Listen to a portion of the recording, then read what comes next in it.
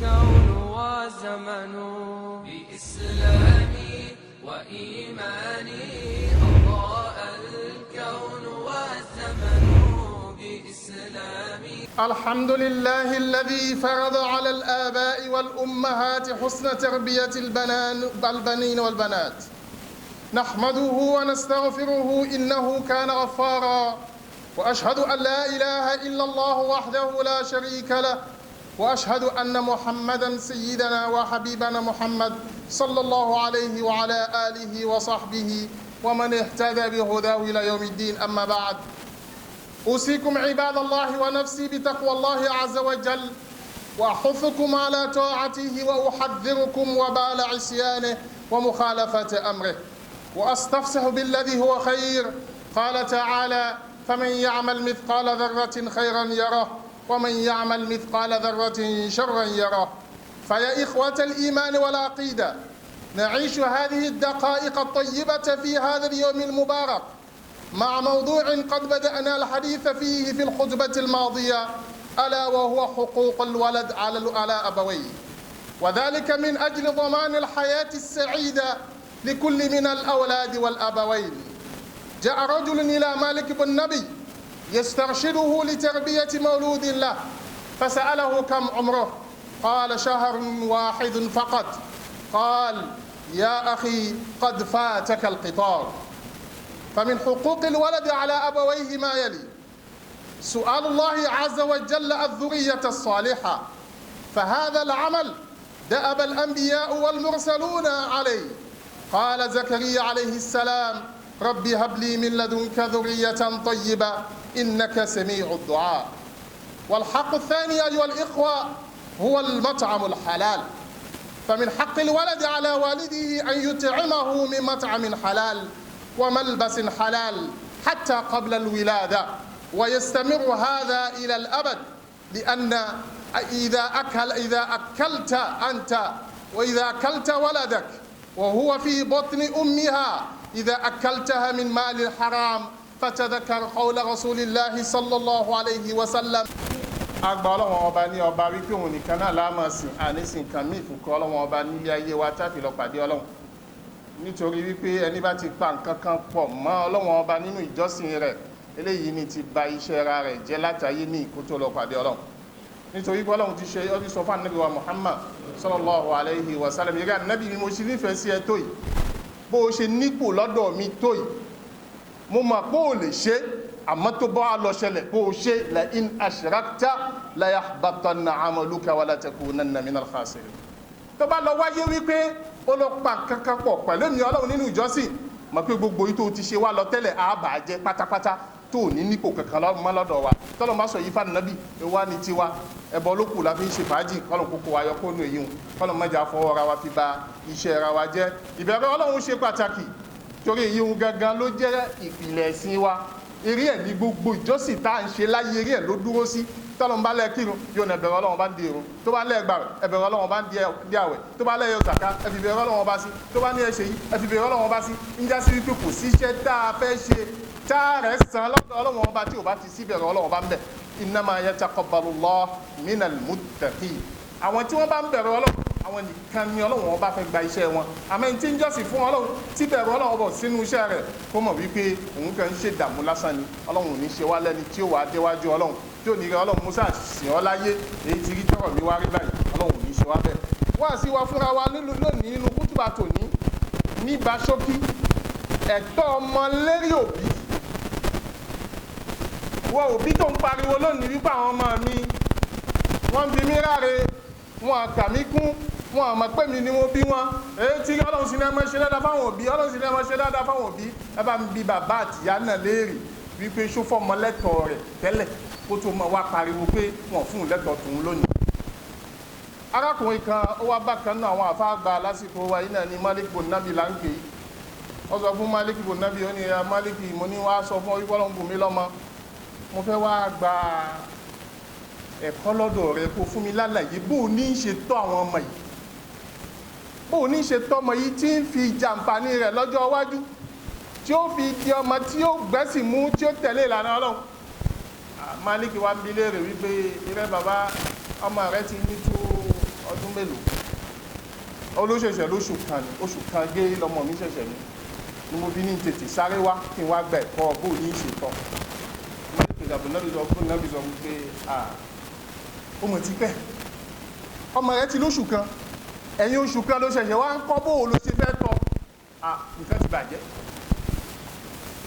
tọ́ ìwọ ló ní ọdún mẹ́ta lọmọ ẹni ọdún kan ọdún ó ti dọmọ ọdún mẹ́ẹ̀ẹ́dógún ló ṣe á gbé wá fáwọn àfà wípé ọmọ yìí ọ̀rọ̀ ẹ ti dàrú mọ́ mi kò yé mi mọ́ bóun ni wọ́n ṣe fẹ́ wá tọ́ tiẹ̀ tó mọ̀ pé tiẹ̀ ti wá wó pátápátá nù èèyàn ṣoṣù kan wọ́n sọ fún pé ó ti bọ́ lọ́wọ́ ẹ̀ òòrọ̀ ọmọ yẹn tọ́ mọ́ tọ́ ìwọ tí wàá dọ ọmọ ọdún mẹ́ẹ̀ẹ́dógún tó já sí pé ó ti kò tún sínú ọmọ tó fẹ́ tọ́ mọ́ á mọ̀ ṣèyún fún anú kútùbà tí ń bọ̀ nítorí wípé gbà wọ́n sọ fún wa wípé ọdún méjìdínlógún lọmọ òní kó tó di wípé a sọ pé kó dá dúró fún rẹ̀ òbí mi ọdún méjìdínlógún ẹ̀ ní wò náà kó tó máa sọ pé kí ni ehun kọ́ ni ti ìsìlámù tó bá ti yá mọ̀ ṣèyún fúnra wa tó ìgbà tí Malik bin Nabi sọ fún pé oṣù kan ó ti bọ́ nítorí pé ẹ̀tọ́ ọmọ rẹ lérí ẹ ó ti bẹ̀rẹ̀ kó o tóbi kì í ṣe pé ńgbà ó bá bi tán ló fẹ́ sọ̀rọ̀ lérí ẹ̀tọ́ ẹ̀ nítorí ẹ̀tọ́ àkọ́kọ́ tí mo tó fọ́ bí lérí ọmọ ẹ̀ ni wípé o gbọ́dọ̀ bẹ Ọlọ́run kọ́ ọmọ tó wáyé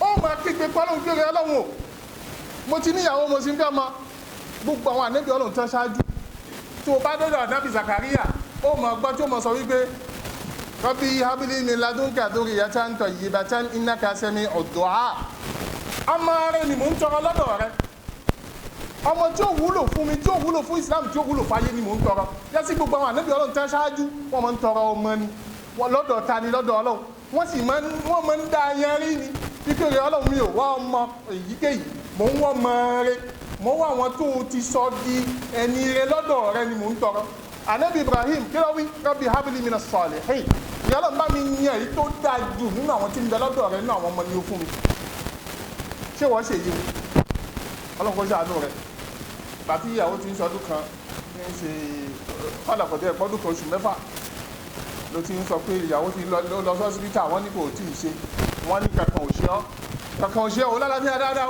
kí ló adé tọ́ mọ̀ wá tọ́ ó mọ̀rin tó rìn ó máa ń tó ọ̀nà tó gbà tọ́lọ́run wá dán ọ wò pẹ̀lú ọmọ tó fún ọ gba bí tó gbà lọ́wọ́ ni Ọlọ́run wá dán ọ wò gba bẹ̀ lọ lọ́mọ náà wá wáyé ẹni tó fún ọ lọ́mọ tí ń ṣe náà ló ní ó padà ṣe torí wípé ọkàn rẹ ò sọ fọ́lọ́run ló fún ọmọ ọkàn rẹ wá ń sọ fún àwọn tó lórí ìyìn àwọn ni wọ́n fún ọ tọmọ bá wá yà nǹkan kan lọ́jọ́ iwájú lónìí ó wá ń sọ pé àwọn ọmọ òun rí bákan ìpìlẹ̀ ló bàjẹ́ tí ìpìlẹ̀ bá sì ti wọ́ èyí tó kù náà kò sí nǹkan kan tó fẹ́ tibẹ̀ jáde kọ́lọ́n kó ṣàánú wa láàrin yẹn torí wípé ìlú wa ń bí awó púpọ̀ lérí pọ́ìntì yẹn pọ́ìntì wípé àwọn ọmọ yìí ẹ̀kọ́ ọwọ́ ò tí ì fi yé wa wípé Ọlọ́run nìkan ní fún ni lọ́mọ yahabu liman yasha'u lọ́lọ́wọ́n ọba ẹni tó bá wù ú lòun ń bùn lọ́mọ òun ò fagbára yẹn sọ́dọ̀ ẹnìkan òun ò fi ọgbọ́n nì sọ́dọ̀ ẹ̀dá kan wípé kó lóye kan tó fi fẹ́ nìkan lọ́mọ àkọọ́lẹ̀ yẹn ti dúró ètò yẹn sì ti dúró nú ọ̀rọ̀ Ọlọ́run tó gbogbo wọn tó wá sọ pé bákan láṣẹ ọ̀nà kan látọ̀ ibìkan lágbà láfiwá tó bákan bá wá fún ọ mọ̀pá dánwò ní tádánwò ní bá sì wá ṣẹlẹ̀ lérí ẹ tó o bá tètè fi ọgbọ́n sí torí wípé nú ìsìlámù yìí náà ẹ̀kọ́ kan ń bẹ táwọn afá gbé sínú tírà ńlá tí wọ́n máa ń pè ní kitabul hiyal tírà wípé ká fi ọgbọ́n sẹ́sìn kí ní jẹ́ ká fọgbọ́n sẹ́sìn ní wípé nígbà ó ti ṣẹ lọ́hùn tètè túbá tètè mọ̀ wípé àwọn olóhùn ti ṣe ọ́ láyè kó o sáré túbá lẹ́ẹ̀kan náà kó o jáwọ́ ń bẹ kó ní wọ́n lọ́hùn èyí tí mo ṣe tó wà lọ Ọlọ́run náà ń gbà tútù báyìí já sí pé o fọgbọ́n sí ni nígbà tó o ti mọ̀ pé òun ti ṣiṣẹ́ o tètè fọgbọ́n ti padà sọ́dọ̀ Ọlọ́run àmọ́ wá dákẹ́ bẹ́ẹ̀ ló wá lọ pàdé Ọlọ́run tọ̀ ojú ayé ń bí ní gbogbo ó ti dàrú kó tó wá déwájú Ọlọ́run kọ́lọ́mọdé ọ̀rọ̀ wọ́n dà ìrù níbẹ̀ èyí òun lẹ̀tọ́ kan tí ń sọ̀rọ̀ lérí ẹ̀ lónìí tó wá ti dinú kútùbà tí ń mọ̀ àwọn ń bẹnu bá àwọn yòókù náà nítorí pé ẹ̀tọ́ kejì tó ṣe pàtàkì kékeré mẹ́nu bá lẹ́kan náà kékeré kó tó máa dí kọ́rọ̀ ọmọ wa káwọn ìtókù tó bá yá náà ni oúnjẹ wo ni ìyá ọmọ ó máa jẹ kó tó bí ọmọ o gbọ́dọ̀ fún ìyá ọmọ ní haramu jẹ kó tó lóyún kó má jẹ haramu tó bá wá lóyún tán tọ́mọ rẹ̀ ń bẹ nínú rẹ̀ haramu ò gbọ́dọ̀ wọnú ọmọ yẹn nítorí wípé tó bá lọ fọmọ tẹ́ ẹ fẹ́ bí tó ń fún ní haramu jẹ tọ́ ànábì ní sallallahu alayhi wa sallam ó ní gbogbo ẹ̀dá òyòwù tó bá ti lè dìde sínú haramu tó pé ń gbà fẹ́ bí kan tó bí haramu làwọn tó bí ń jẹ wọ́n wá bí sínú haramu tọ́ iná tàwọn ilé iná tààrà ni wọ́n ti pèsè ẹ̀kalẹ̀ fọ́mọ ni àwọn kan pẹ̀lú ẹ̀ wọ́n sì ti ń jọ ṣèfàájì ń bẹ̀ ẹni tó ọmọ bá wá yà lẹ́yìn yẹn kò sọ́nà tó fẹ́ gbígbà ọlọ́mọdé àwọn ọmọ ó yà yàkúyà fún wa aqulu ma tasma'un wastaghfirullaha al-azim li wa lakum wa li sa'iril muslimina min kulli dhanb fastaghfiruhu innahu huwal ghafurur rahim. Louange à Allah, le clément, le miséricordieux, le très miséricordieux. Que la paix et la bénédiction d'Allah soient sur le prophète Mohammed sallallahu alayhi wa sallam, sur sa famille, sur ses compagnons et sur tous ceux qui suivront sa voie jusqu'au jour du jugement dernier. Chers frères et sœurs dans la foi, je vous rappelle la recommandation d'Allah subhanahu wa ta'ala. Allah nous recommande la crainte dans tout ce que nous allons faire sur la terre. Toute œuvre que nous voulons accomplir, il faut qu'il y ait la crainte d'Allah subhanahu wa ta'ala dans cette œuvre. Car c'est la crainte qui est la base de toute œuvre et c'est la crainte qui est la base de la récompense, d'obtention de la récompense auprès d'Allah. Quand vous ne craignez pas Allah subhanahu wa ta'ala, tout ce que vous allez faire sur la terre, vous n'aurez aucune récompense. Car Allah n'accepte aucune œuvre sans qu'il y ait la crainte dans cette œuvre. Chers frères et sœurs en islam, je vous mets aussi en garde contre la désobéissance. Car les conséquences de la désobéissance à Allah subhanahu wa ta'ala est très grave. Car quiconque désobéit à Allah subhanahu wa ta'ala, sa fin c'est l'enfer et la vie difficile ici-bas avant l'au-delà. Aujourd'hui, nous allons aborder un sujet très important, c'est l'éducation de nos enfants. C'est les droits de nos enfants sur nous, chers parents. Un jour, un monsieur était venu voir un de nos savants au nom de Malik bin Nabi. Il lui posa cette question, il dit, cher imam, Allah m'a fait don d'un jeune homme, d'un petit enfant. Et je suis venu avoir quelques conseils de vous pour pouvoir éduquer cet enfant-là.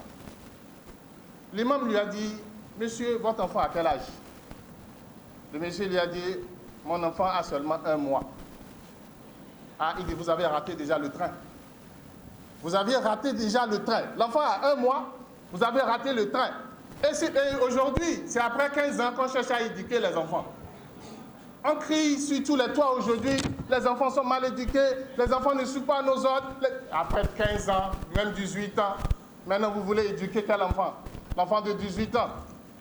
Déjà, on parle de 18 ans comme âge de maturité aujourd'hui. Mais ce n'est même pas 18 ans en islam.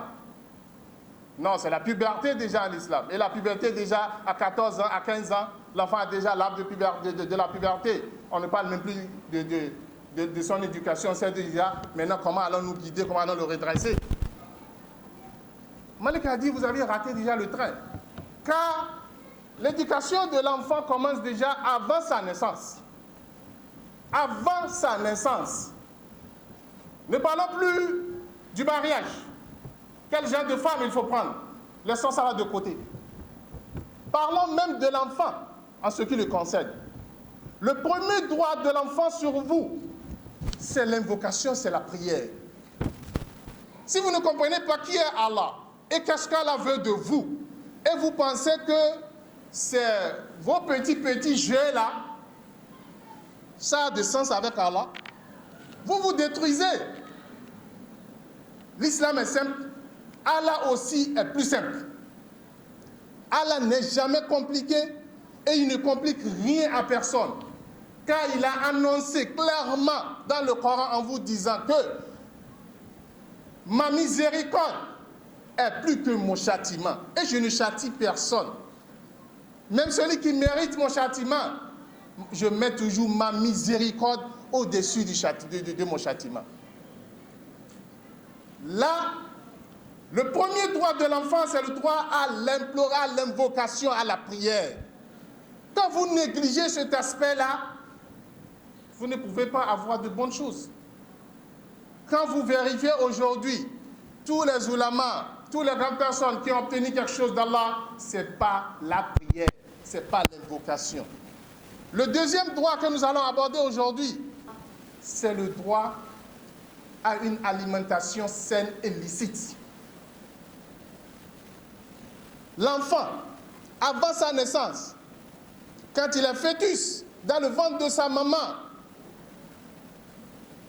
ne leur faites pas avaler le haram. Parce que quand la maman va manger de ce haram-là, c'est ça que l'enfant aussi consomme avec sa maman. Et le prophète Mohammed sallallahu alayhi wa sallam nous dit clairement dans le hadith que l'enfant qui va grandir, qui va